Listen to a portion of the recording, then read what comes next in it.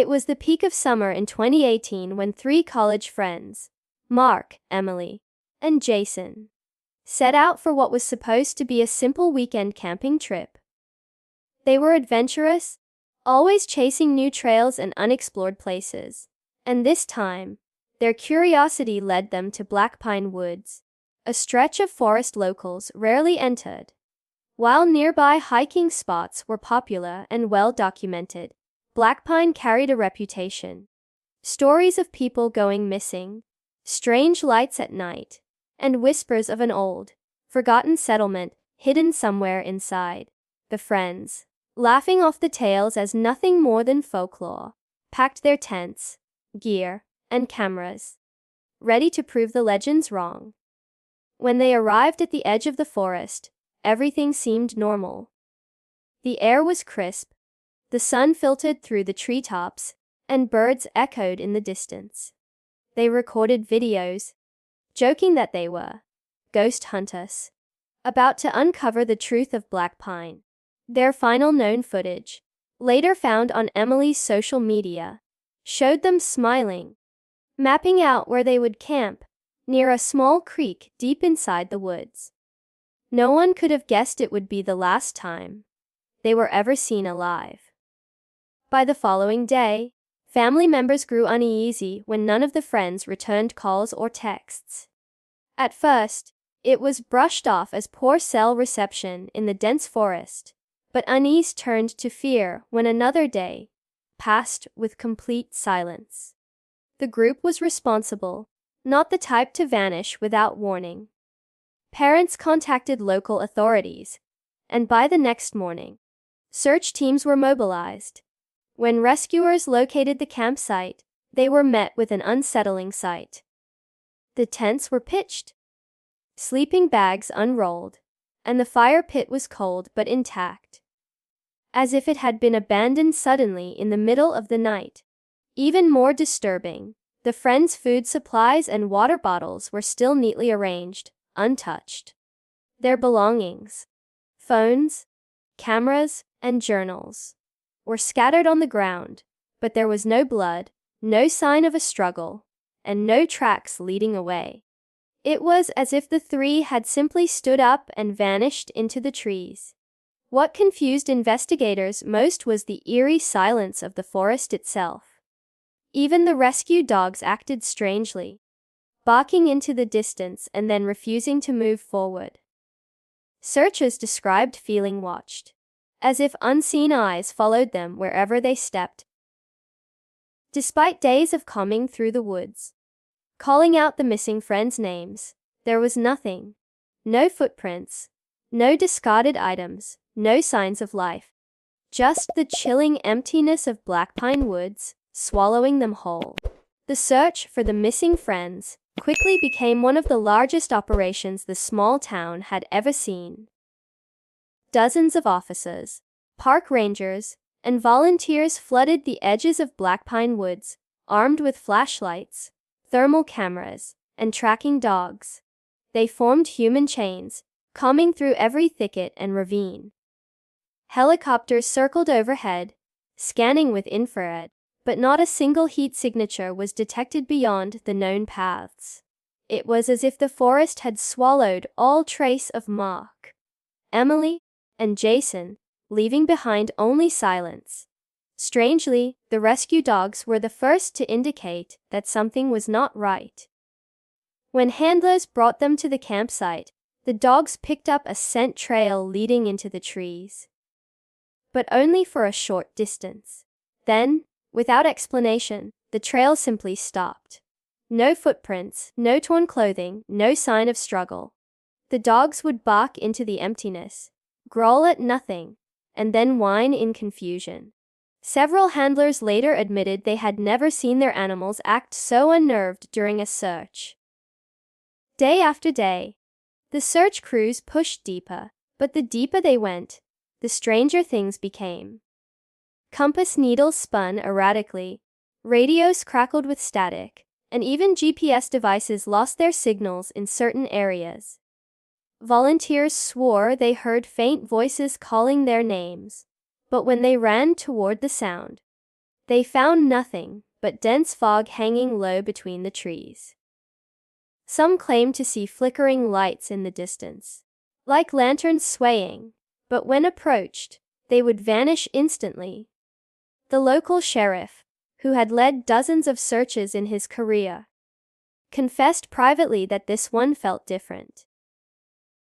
"It's like the woods don't want to be searched," he said to a deputy, after the third week of failed attempts. His words echoed what many already felt, that Blackpine was not just another forest, but something alive, something aware of their presence. Several volunteers refused to return, after reporting nightmares of the missing friends, calling for help from within the trees. Despite the massive effort, weeks turned into months, and not a single clue surfaced.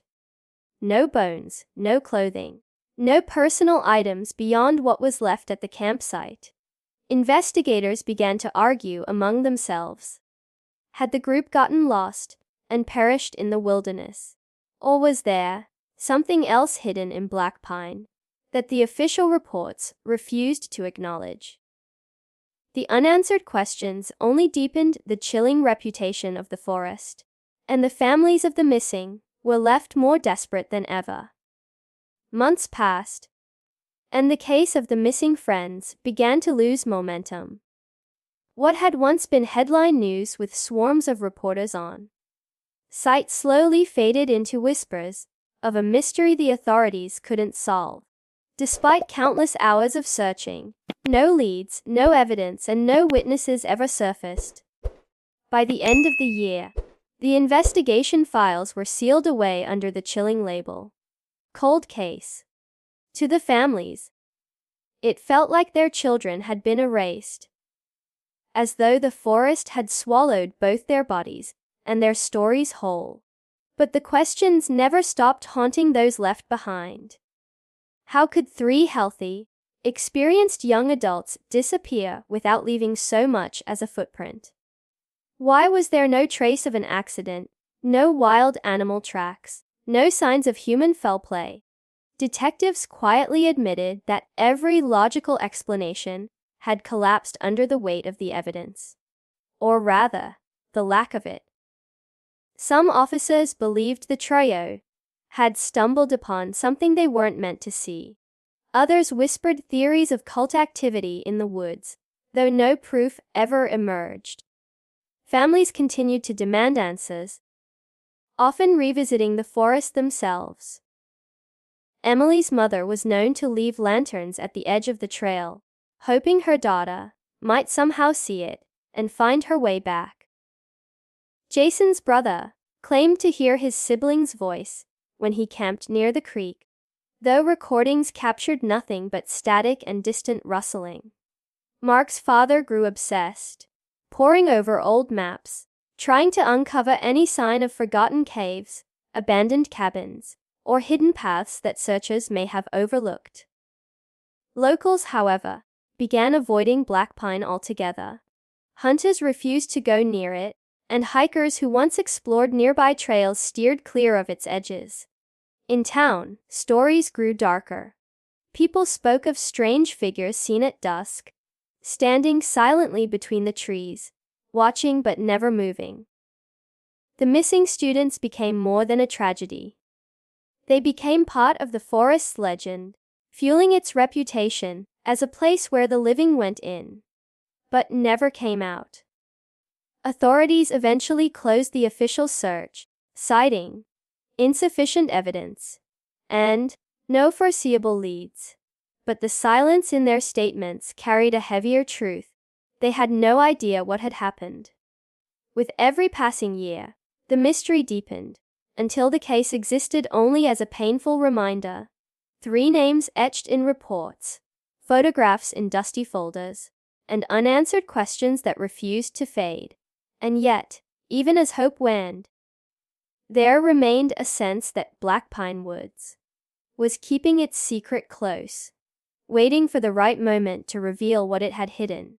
In the summer of 2023, exactly 5 years after the disappearance, Blackpine Woods had once again slipped into silence.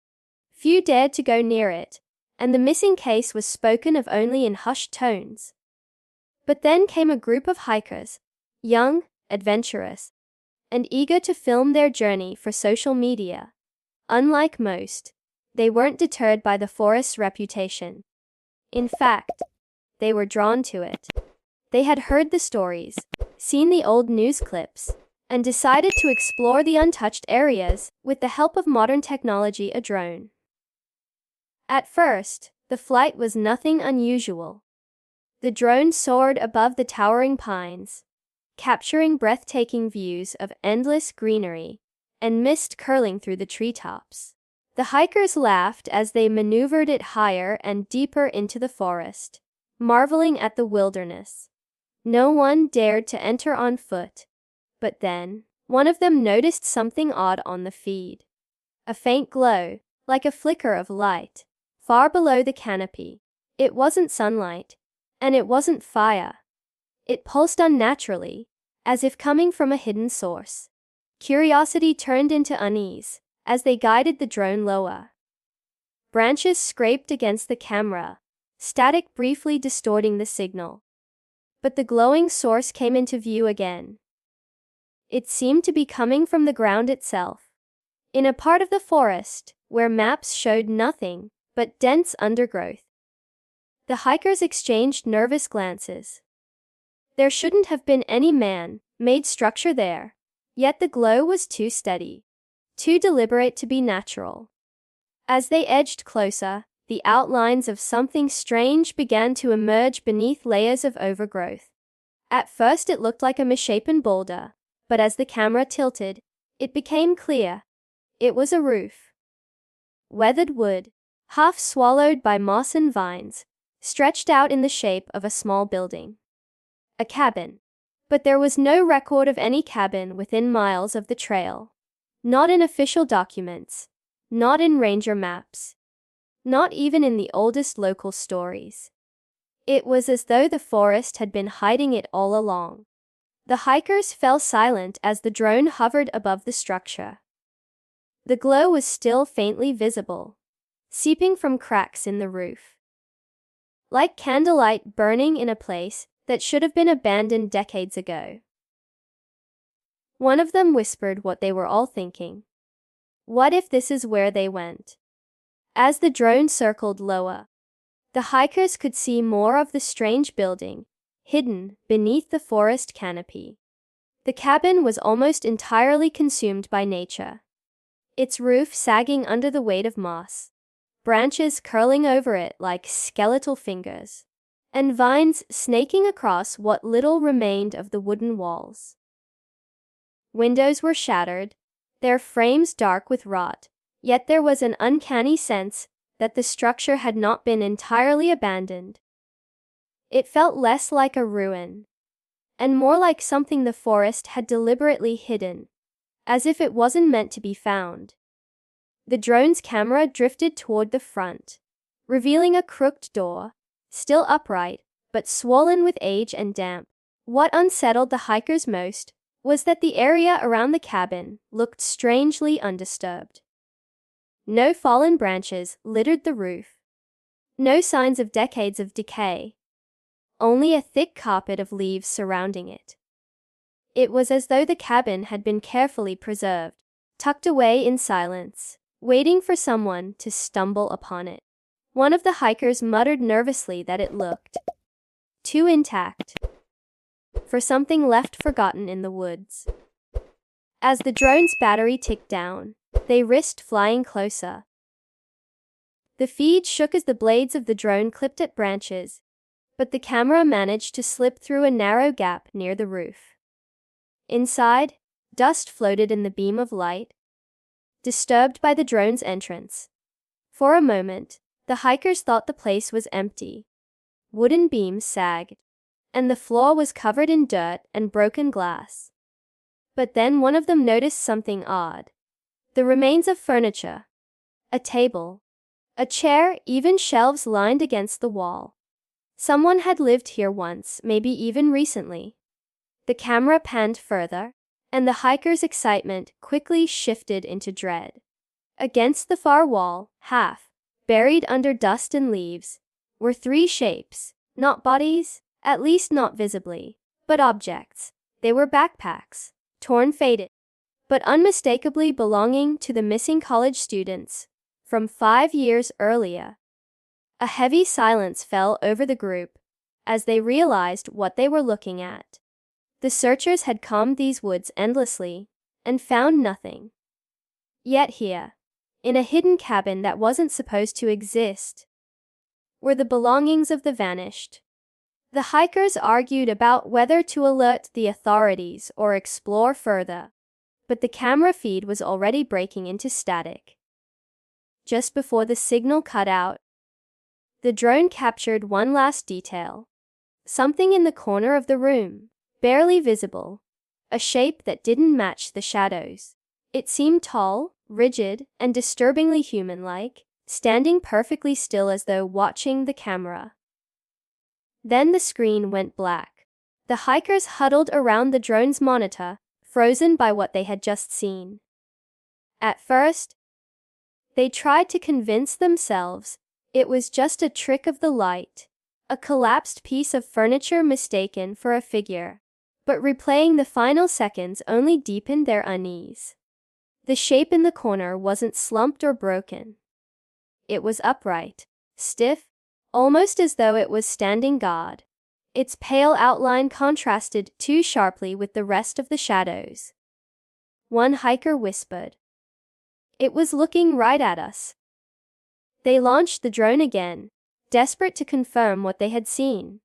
But this time, the feed refused to stabilize. The camera flickered with static every time it neared the cabin, as if some invisible interference blocked the signal. For a few moments, the cabin's roof came into view again, but the glowing light that had first caught their attention was gone. The forest canopy swayed violently on the feed, though in reality the woods around them were eerily still. Frustrated but unsettled, one of the hikers zoomed in on the recorded footage, trying to make out details of the shadowy figure. When enhanced, the image revealed just enough to confirm their fears. The thing in the corner wasn't just a shape. Its head appeared slightly tilted, its arms pressed close to its sides, and its body elongated in a way that didn't seem entirely human. The most chilling part, however, wasn't the figure's form.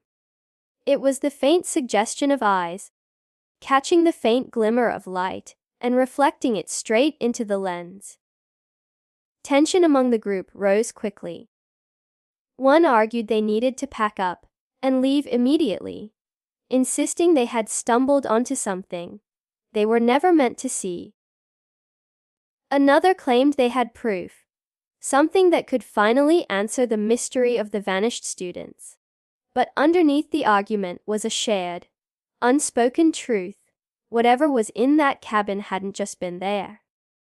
It had been aware of them. It had noticed the drone. And if it had noticed the drone, it might have noticed them too. As they debated, the forest around them grew unnaturally quiet. No birds, no insects, not even the sound of wind through the branches. It was as if the entire woods were holding its breath.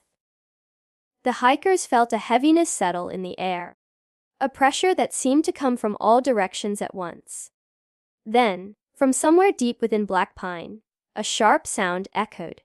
A single, metallic clang like something slamming shut. Every one of them froze. The cabin wasn't just a ruin. Something inside it was alive. When the hikers steadied the drone for one final pass, the feed returned in shaky fragments. The camera slipped through a shattered window, giving a wider view of the cabin's interior. This time, there was no mistaking what they saw. The 3 backpacks were laid neatly in a row against the far wall, their faded colors still visible beneath the dust. It was as if someone, or something, had deliberately placed them there, preserved as trophies. The silence of the cabin felt suffocating, each frame heavy with a presence that went beyond the visible. Then the lens drifted back to the shadowed corner. The figure was still there, but now, there was no ambiguity. It was upright, thin to the point of skeletal, its skin pale and stretched, as though starved of sunlight for years. Its face was partly obscured in shadow, but two dark, hollow eyes gleamed unnaturally in the light, staring unblinking into the drone. One hiker gasped and pulled back instinctively, even though they were miles away, watching through a screen. The sense of being watched was no longer imagined. It was absolute. The drone hovered as the figure suddenly shifted. It didn't move naturally, but with a slow, deliberate stiffness, as if its limbs had forgotten how to function. The sound of wood creaking echoed faintly through the feed. Though the hikers hadn't activated audio, dust stirred around the figure's feet, and for the first time, its face came into partial view. Its mouth was slightly open, lips dry and cracked, but stretched upward in what could only be described as a smile. A smile that seemed wrong, far too wide, frozen in place. Before anyone could react, the feed glitched violently, flashing static and distorted frames. For a split second, the image warped. The figure seemed closer to the drone, its features sharper, its expression more grotesque. Some of the hikers swore later that they saw movement in the background too. Shapes low to the ground, crawling. Others insisted they heard a faint voice through the static, repeating their names, though the recording never captured it.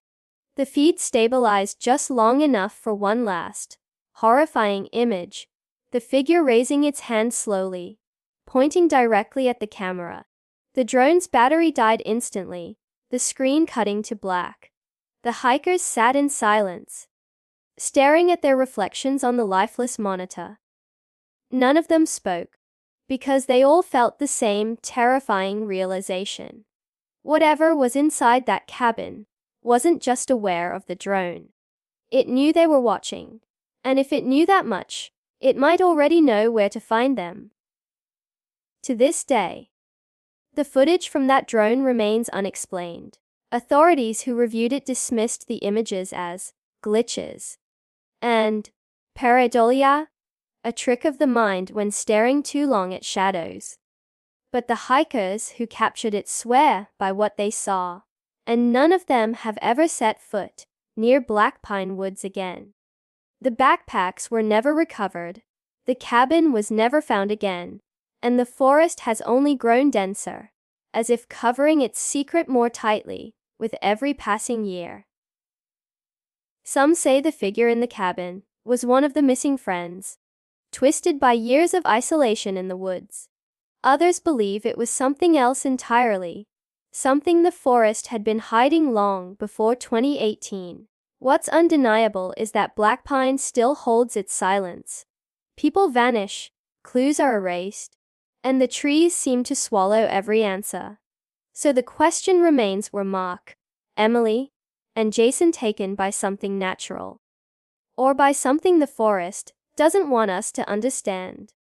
And perhaps the more terrifying question of all, if the cabin is still out there, waiting, who will be the next to find it?